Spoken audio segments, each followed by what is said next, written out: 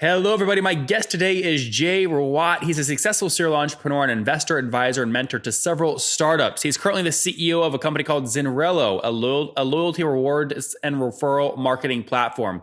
He has over 25 years of experience in technology industry and holds 19 patents. He loves trekking, running, and biking, is currently training for the San Francisco to LA unsupported bike ride. Jay, are you ready to take us to the top?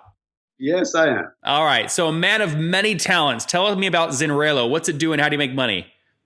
So Zinrelo is, as you said, it's a loyalty rewards and referral marketing platform for retailers. So we help retailers acquire, engage, and retain their customers by creating what we call a 360-degree engagement with their customers. The retailers pay us a monthly fee for access to the platform. Okay. And are we talking like $1,000 a month, $100 a month, $1 million a month? Generally, what do people pay you per month? We have two different programs. There's a self-service program for smaller retailers. There, I would say the average monthly fee is about $150 a month. Okay. And then we have an enterprise plan, which has more features and comes with more support. The average monthly price is about $2,000. $2,000 per month. Okay, and those are two very different markets to cater. One cohort you can put a sales rep on, the other you can't, right? They're very different. Which one are you more focused on? So the self-service one, what we've done is we have partnered with a number of different e-commerce platforms, and it is truly self-service where smaller businesses, they discover our app in, let's say, Shopify or Magento, and they are able to sign up for it themselves. We have all the support videos and documents created. So it's not a high touch sales model. It's truly self-service, right? The idea is that some of these businesses, as they continue to grow, we will grow with them, right? The pricing that we have is tied to the growth of the business. So as more users enroll in the loyalty program, we make a little bit more money. So we want to engage the customers even when they're small, because as they become bigger, we have an opportunity to become bigger as well. I'm just trying to understand who you're catering to more today. Maybe a better question is, how many customers have you grown to and what percent would you put in the enterprise cohort? So I cannot share the exact percentages of the customers in each bucket. But in terms of the total number of customers, we have over 500 customers right now. Okay, 500. That number just by itself would tell me you're probably more enterprise focused. It's high touch versus a Hootsuite that has 20,000 SMB customers.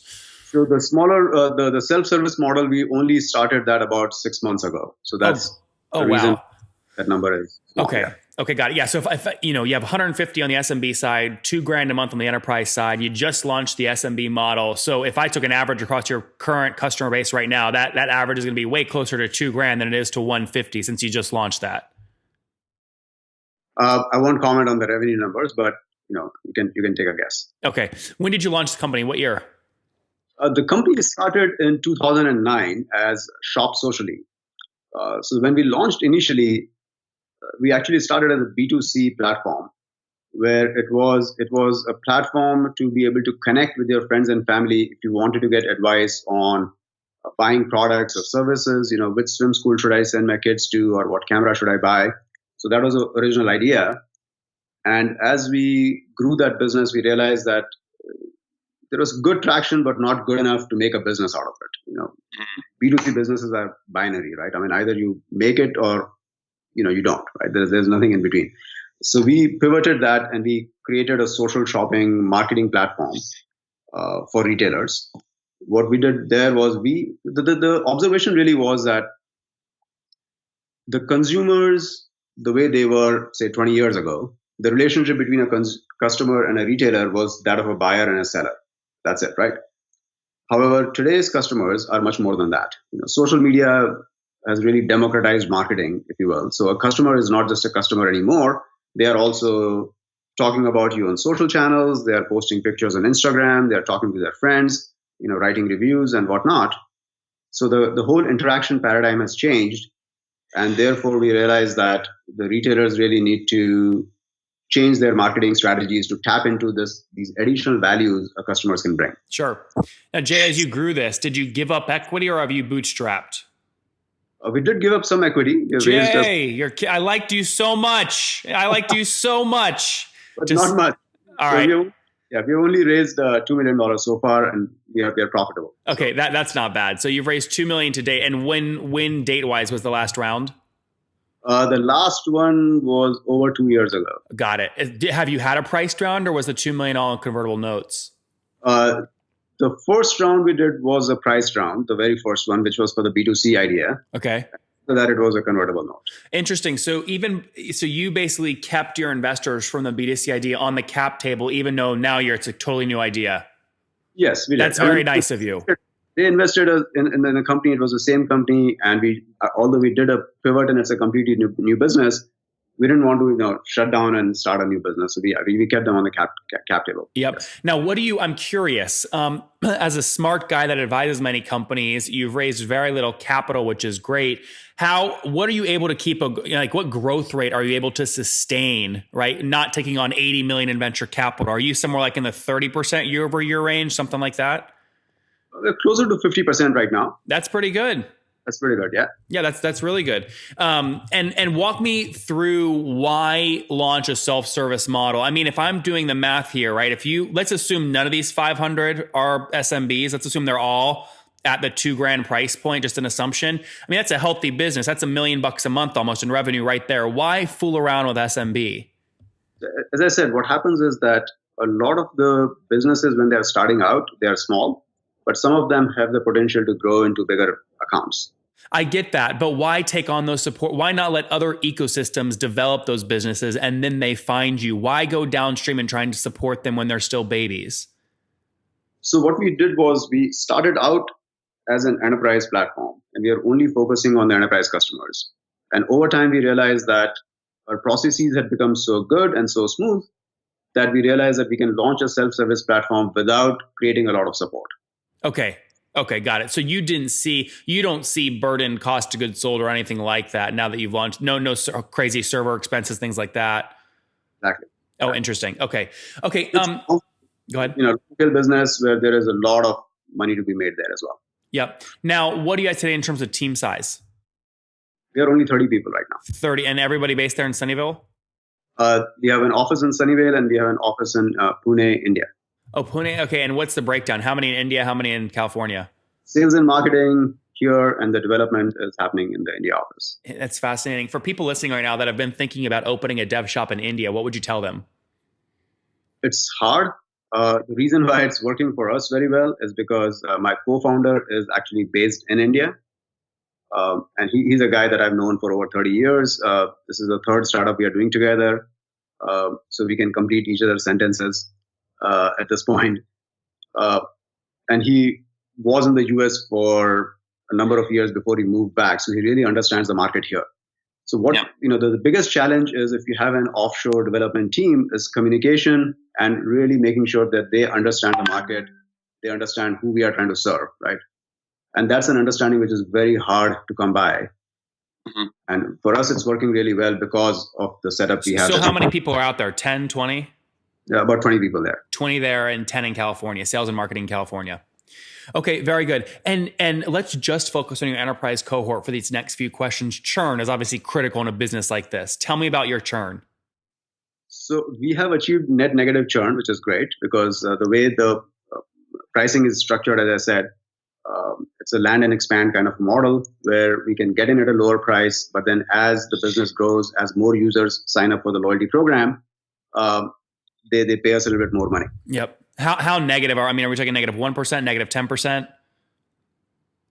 So, if you just look at the number of users who are actually leaving, we have, I would say, the average lifetime of a customer right now is about 3 years.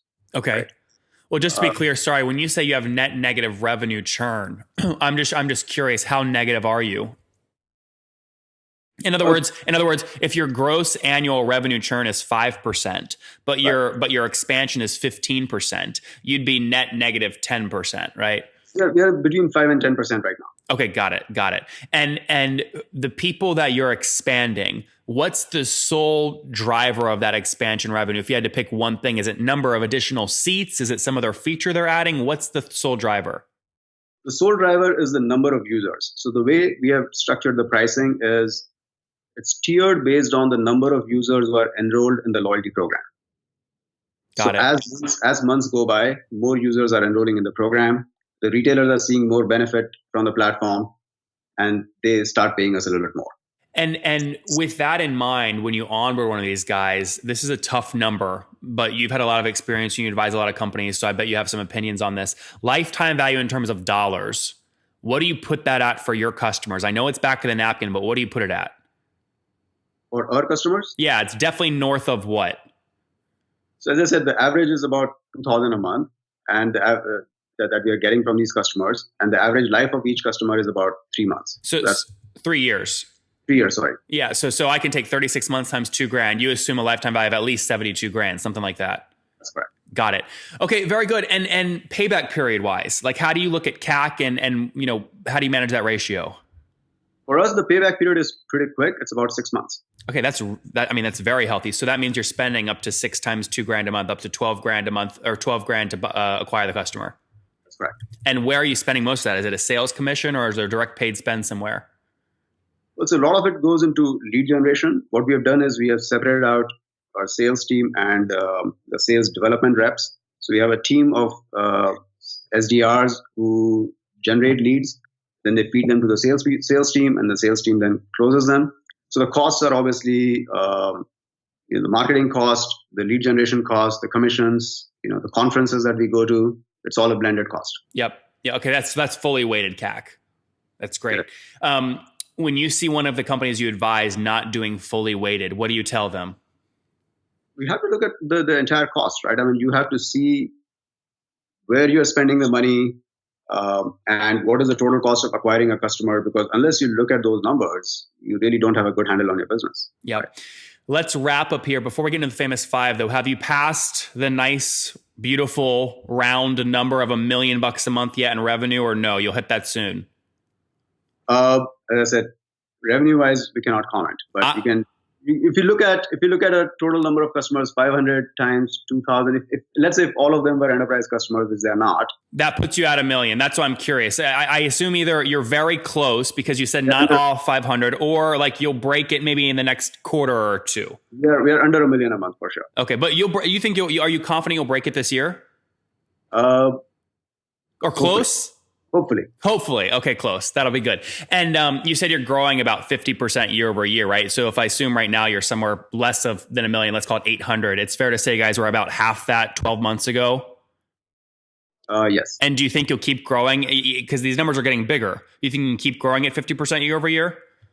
We definitely think so, yes, because there is opportunities to expand into other verticals as well, beyond retail. Okay. Any plans to raise? You're going to keep bootstrapping? I don't think we need to raise at this point. We want to continue to grow, and we'll take it as it goes. The best time to raise money is when you don't need the money. So we want to be at a point where we don't need the money, and then we'll see if you want to raise. All right, let's wrap up here, Jay, with the famous 5. Number 1, what is the last business book that you read? Well, I'll tell you about my favorite one. Okay, so it's not necessarily the last one. It's a book called Predictably Irrational by Danny. Yeah, it's a good one.